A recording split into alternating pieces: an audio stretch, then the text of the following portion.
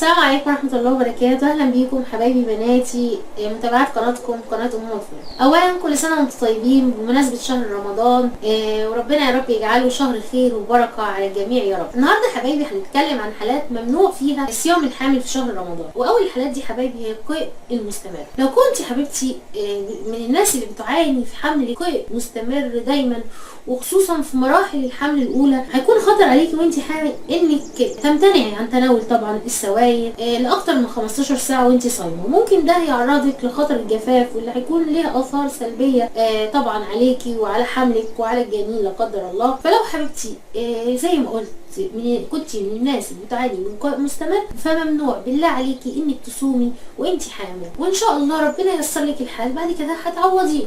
تاني حاجه برضو ارتفاع نسبه الاملاح. لو كانت نتيجه التحاليل اللي عملتيها في اي فتره من فترات الحمل بتقول انك عندك زياده في نسبه الاملاح، او ان في صديد في البول، او التهابات في المسالك البوليه، او التهابات في المثانه، ففي الحاله دي ممنوع عليكي طبعا انك تصومي، لان جسمك هيكون محتاج لشرب كميات ميه كتيره وسوائل كتيره على مدار اليوم، وده لان الالتهابات دي ممكن تصيب الجنين، وكمان زياده الاملاح ممكن يكون لها اثر سلبي على حملك وعلى صحه جنينك. ففي الحاله دي تفطري واشربي ميه كتير على مدار اليوم طبعا. ثالث حاجه لو كان عندك مشكله في وزن الجنين، يعني لو كان وزن الجنين قليل، لان ممكن للاسف في بعض الحوامل بتعاني من المشكله دي في عدم وصول الدم اللي بيحمل الغذاء للجنين، وفي الحاله دي بيكون وزن الجنين بيظهر في السمار اقل من المعدلات الطبيعيه، وعشان كده هتحتاج الحامل طعام وشراب على فترات متقطعه على مدار اليوم. ده طبعا غير الادويه اللي هينصح بيها الطبيب اللي هتزيد طبعا من سيوله الدم عشان توصل الدم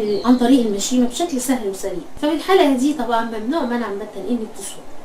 الحاجه اللي بعد كده لو كنت بتعاني من ارتفاع ضغط الدم، لان من اغلب المشاكل اللي الحوامل بيتعرضوا ليها هو ارتفاع ضغط الدم، وخصوصا في المرحله الاخيره من الحمل. فلو كانت الحامل بتعاني من مشكله ارتفاع الضغط، فهنا ممنوع عليها طبعا انها تصوم في شهر رمضان الكريم، لان مع ارتفاع الضغط هينصحك طبعا طبيبك بانك تاخدي جرعات على مدار اليوم لعلاج الضغط طبعا عشان تظبط الضغط. فلو كنت بتعاني من مشكله ارتفاع الضغط في اي مرحله يا بنات من مراحل الحمل وبتحتاجي علاج في النهار ووقت الصيام، ففي الحاله دي طبعا ما تصوميش خالص. الحاله اللي بعد كده سكر الحمل. لو كنت من الناس اللي عندها سكر حمل، ففي الحاله دي للاسف احنا عارفين طبعا ان السكر من الامراض اللي تخلي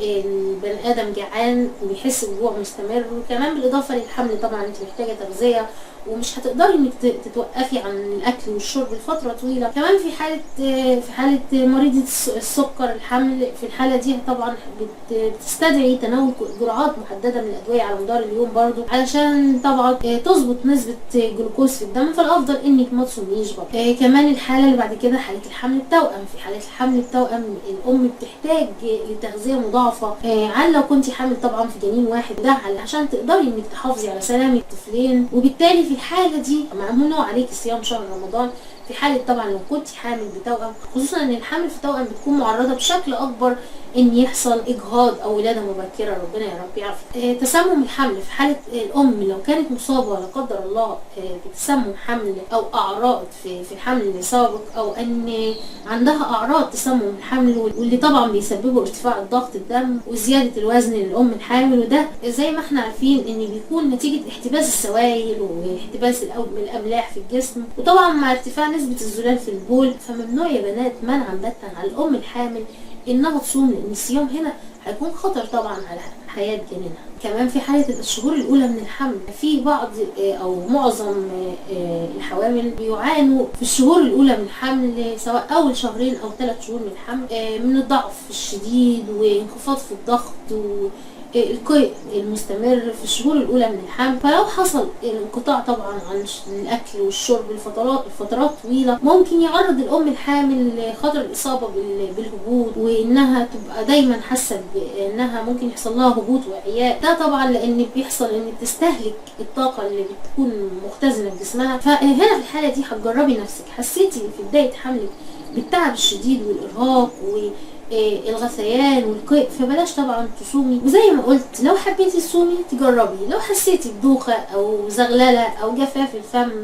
او ارهاق واجهاد عام في الجسم، ففي الحالة دي حبيبتي تفطري فورا وما تكمليش الصيام، ونشرب سوائل كتير وميه كتير. طبعا دي الحالات يا بنات اللي من الافضل للام الحامل انها ما تصومش وهي حامل طبعا. طيب لو كانت الام الحامل مش بتعاني من حاجه من اللي قلنا عليها دي وقررت انها تصوم شهر رمضان ان شاء الله، ففي الحاله دي حبيبتي هقدم لك بعض النصايح اللي تعمليها وانت صايمه في رمضان، ودي نصايح ضروريه جدا لاي ست حامل وبتصوم ان شاء الله في شهر رمضان. لازم حبيبه قلبي وجبه الفطار تكون فيها خضروات وبروتين حيواني ولحمه حمراء او بيضه، وفضل طبعا انك تبعدي عن الاطعمه الدسمه والاطعمه الدهنيه، وابعدي عن الاكل المسبك كله على قد ما تقدر. كمان حبيبه قلبي ضروري انك تهتمي بانك تشربي كميات كتيره او كميات كافيه من الميه خلال فتره الحمل بين الفطار والسحور، بلاش تزودي في شرب الميه في السحور. كمان حبيبتي لازم تهتمي بوجبه السحور وتكون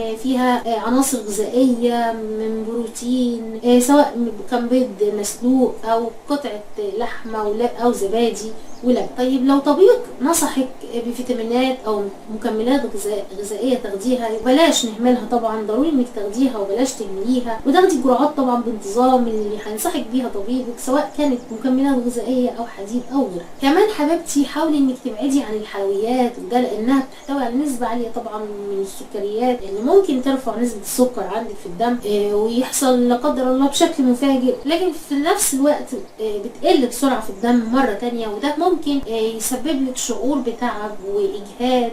فحاولي تقللي الحلويات والسكريات والعصاير بقدر الامكان. وفي النهايه حبيبتي ربنا يا رب يسهل حملك ويتمم لك على الف خير، وكل سنه وانتم طيبين وفي احسن صحه واحسن حال. وما تنسوش حبايبي اللي مش مشترك في القناه يشترك. والسلام عليكم ورحمه الله وبركاته.